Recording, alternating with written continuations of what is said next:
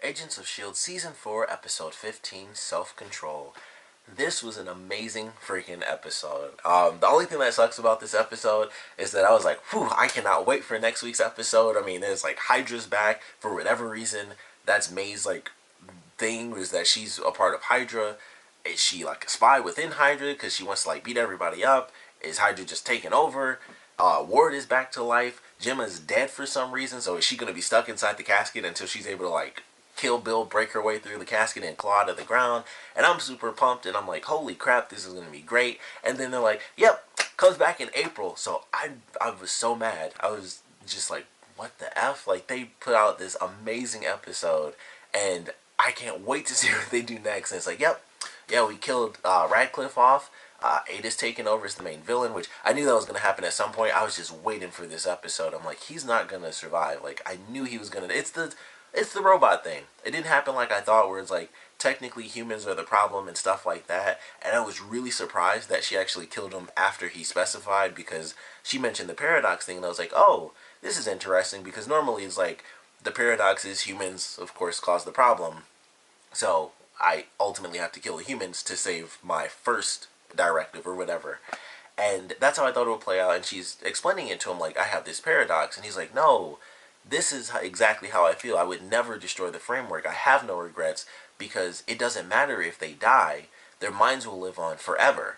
And she's like, thank you for explaining that. And she just slits both his wrists and puts him in the thing. And I was like, wow. I personally didn't think it would exactly go like that. I just figured he'd die at some point, but not in the way that it happened.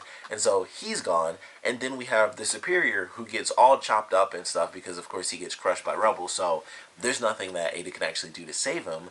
And she like destroys his entire body. I just assumed she chopped off his arms and legs, and that's what was happening. Even though it did look like she was cutting him in the stomach when it first happened, I was just like, okay, well, they show the parts where um, Radcliffe is like, he's not gonna really be accepting of this, and she's like, oh, he'll be fine. Like, I've been monitoring like his progress or something, like his mental state. And I was like, okay, so he's getting fake arms and fake legs. His body will still be the same, but ultimately it'll be like, most of him will be, cybernetic. And then it's like, nope, you're not. You don't have to worry about any of this extra stuff about you being part machine or anything. Your head is totally fine.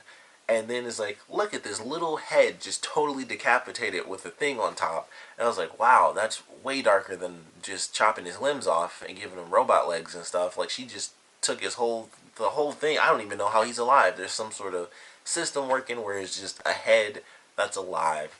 And he's just a head in a really itty bitty little bubble. And he's controlling the entire thing with his mind. So that was pretty crazy. And she's like, you were the perfect blend of man and machine. You're a machine who can feel joy, or the way she does it is like anger and happiness and joy, and he says when for joy, and she says when I can feel it myself. So I don't know what her plan is, if she thinks she can.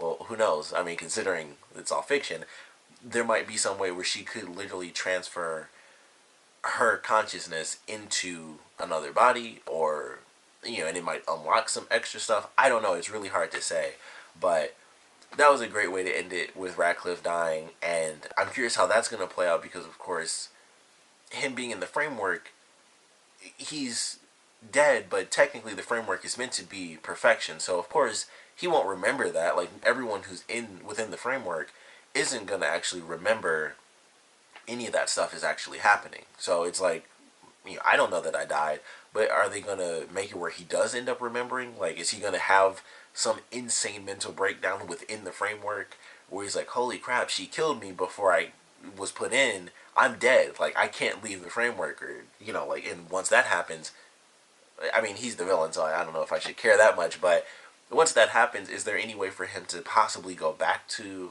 having this alternate perfect life or anything, or is he just stuck living eternally knowing that he's just ones and zeros now, and his actual body is gone? But that's a question we'll have to wait until April to find out.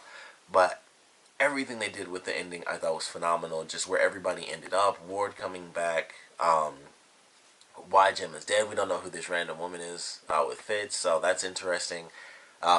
Coulson and Mac, and like I said with May, there's just so many elements as to what in the world is going on.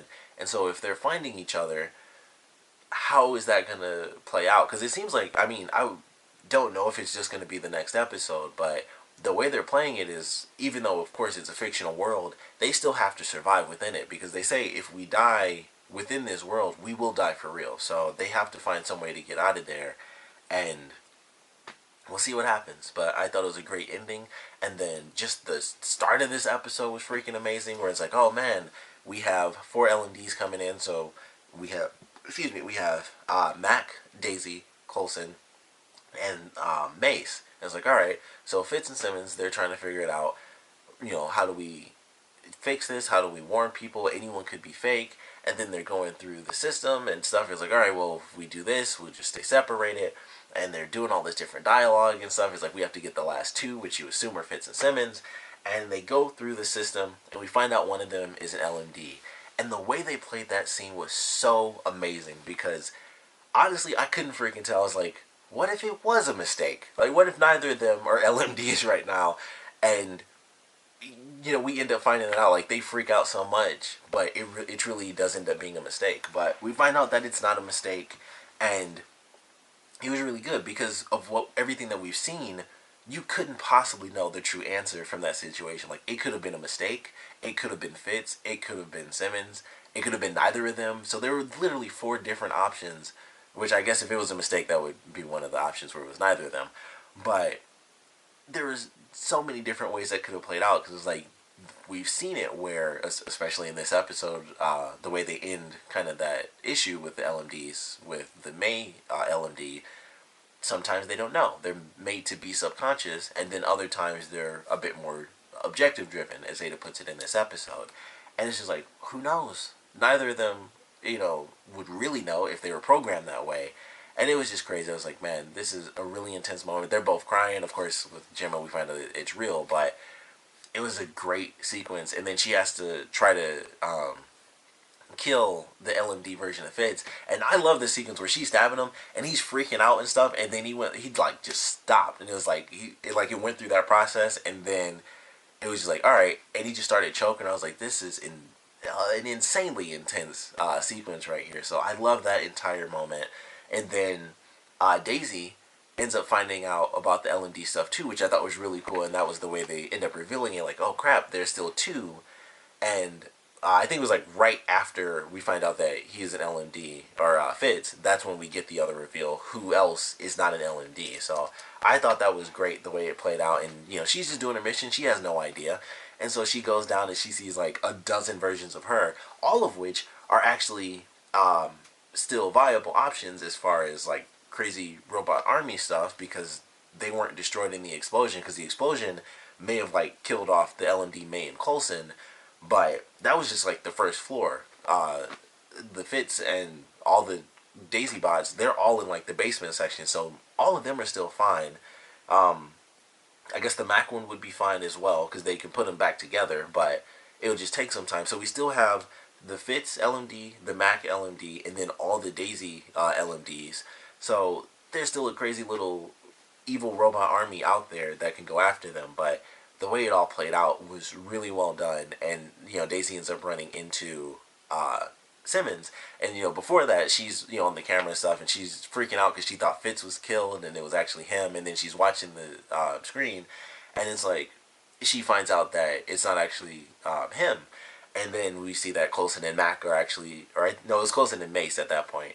And so we see that she sees that they're both LMDs, and they kill the guards or the agents within the room. So she's flipping out. It's like, holy crap. And they cut all the video feeds, and she's stuck. And then she hears that Simmons is in there, and so they flip out, and they have a crazy intense moment, and she just ends up grabbing her and like using her abilities, which I thought was weird. I was like, why can't she just go like poof and just shoot her, you know, shoot like a little shockwave real fast? And I just thought that was a little weird. I was like, all she has to do is just go like boom, and then, you know, I'm sure Simmons would have been like, okay, I'll put my gun down so you can actually, you know, like quake me and feel their actual bones. I'm like, why didn't she just do that for like, I mean, it was still an intense moment, but all that whole time I was like, I mean, if she just went like, I'd be like, boom, Inhuman, got it. So I don't know why that didn't happen, because that was the most logical thing I thought of, because we've clearly seen her do it where it's like a super tiny quake. So she could have done that, like one shockwave, just done, prove it, and everything, it moves along much faster. But for the sake of tension, I understand it, and it was still a really good scene. And she like grabs her, and then she does it, and they both realize that they're the two humans. So they have a crying moment and stuff where they freak out, and it's like, all right, we have to get through this.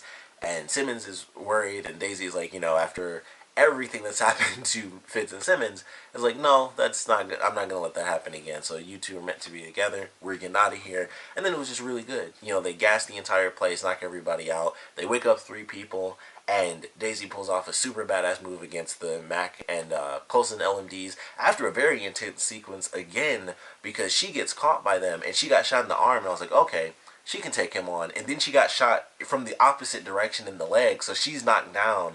And then it's Mac on one side and Coulson on the other. I was like, how in the world is she going to get out of this?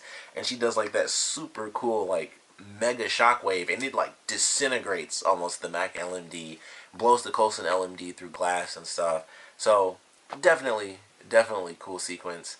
Then it goes through and they end up being stopped by May, but she ends up letting them go, and that's where something that I kind of guessed would happen ends up happening. And I was looking forward to that because I'm like, she has different emotions than they do, and I was so curious how that was going to play out, because I'm like, is she really going to stick with them, or is she going to betray them? And we get that ending sequence. Once there were a lot of intense moments where it was like, these are just really well done. Even though she wasn't even the actual May, it was like, this is a really great sequence. And we see her sitting there, and it's like, I have these different feelings. I feel differently than you, because she's like, are you afraid to die? Because I am. And I was like, that's just a great line. Like, she's so different, even though they're made from the same person, technically for the same thing. Well, actually they weren't, because Ada made the other ones. But it was such a great moment where she's like, I'm afraid to die, but I have these feelings. And she's like, I care about Coulson dearly. And he's like, good. And she's like, but you're not him. And she sets that thing off. And he drew on her super fast, but she set that thing off. Unfortunately, everyone's able to escape. Kills herself, or what was this go kill? She kills herself, kills LMD Coulson. So we have Fitz still, we have Mac. I believe we do have Mace. I forgot about him, but I don't think he was like completely wiped out or anything. I'm trying to think, because the scene they have with Mac, I thought that was it for that one. And then they're like, oh, we can put him back together, but it'll take time. So I don't remember anything nearly as significant for the Mace LMB, so I'm pretty sure he's walking around there somewhere. I just can't think of what happened with that one. I don't know why, but I'm guessing he's in there somewhere still too. But great freaking episode. Really hate the fact that, of course, it's going all the way from now to April before we get another episode. But this changed way more than I thought it was going to. I knew this was going to be an intense episode, but I didn't think it would be this good. Like, I knew it was going to be like kind of crazy and claustrophobic and kind of horror based a little, but it was really, really dramatic. The emotions were high. Even the stuff with Radcliffe was really intense, and Ada, and like what she's going towards and how she ends up taking out Radcliffe based off of him solving the paradox, but it still ends up being his demise. So I love the way that played out, because I just thought, okay, he solved that problem, great. He's good for now. I still thought he would die later, but I'm like, cool. And of course, once she like grabs his hands, I was like, oh, that paradox is still going to end up with him dying. And she slits his wrist, so he's stuck in there. And I'm sure they'll still end up utilizing him as a way to escape somehow. But I can't wait to see what they do with this next episode, what explanation they're going to give. I mean, they say, New World Order, so Hydra is taking over for S.H.I.E.L.D. And it's weird. I'm wondering if maybe Ada tweaked the system, because she says it's supposed to be for perfection, but I would assume that's not actually the case. I mean, for some of them, it does seem that way. I mean, for Daisy, of course, Ward is back, but Jim is dead. Like, why in the world would that be the case if Fitz has his perfect thing? Who was that other girl? Is it someone that we've met before?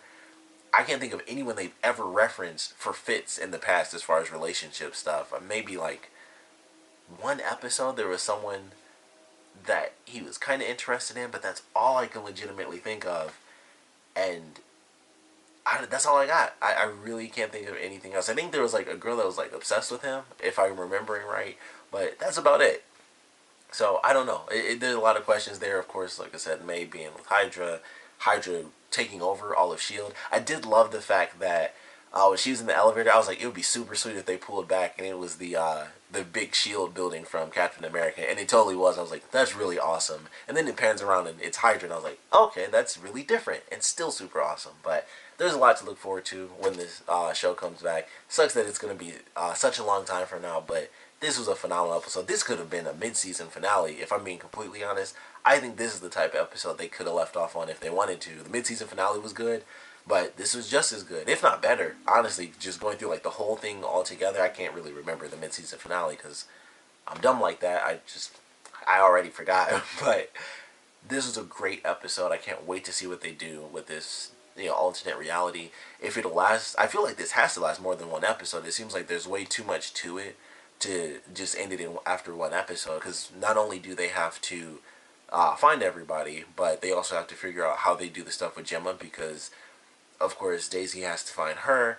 The team, some of the team members are there, but I would assume Mac was never a part of S.H.I.E.L.D. if that were the case. But is Coulson still a part of it? I would assume he is, because they talk about like, oh, I imagine a world where I was never part of S.H.I.E.L.D. and stuff like that. But I think they do show that he's still a part of S.H.I.E.L.D. during the ending segment. But there's a lot to it. Some of the characters will still be with S.H.I.E.L.D. Some of them won't be. Obviously, one of them is dead, so how the heck is she going to be found? So a lot of stuff to it, a lot of stuff to be excited for, but would love to know what you guys thought about this episode. So please comment below, let me know your favorite parts, your least favorite parts, and I definitely want to know, what do you guys actually want to see from this alternate reality where apparently Hydra's taken over, Gemma is dead, Fitz is like super snazzy when he gets out of that limo and he's with some woman. But I would love to know what you guys want to see from this. My main thing, I just want to know the answer with May. I just want to know, is S.H.I.E.L.D. completely gone and Hydra's completely taken over and she's like the last resistance for S.H.I.E.L.D. as a spy? Or is she just a part of Hydra? Why would that be her dream? Is it just action? I don't know. That's what I want to see. I just want that answer, and I know we'll get that, so there's nothing extra for me that I'm super curious about, but I'm just excited to see all of this stuff. But like I said, we'd love to know what you guys want to see from this alternate reality and what you guys thought about this episode in general. So please comment below, let me know, and thanks for watching.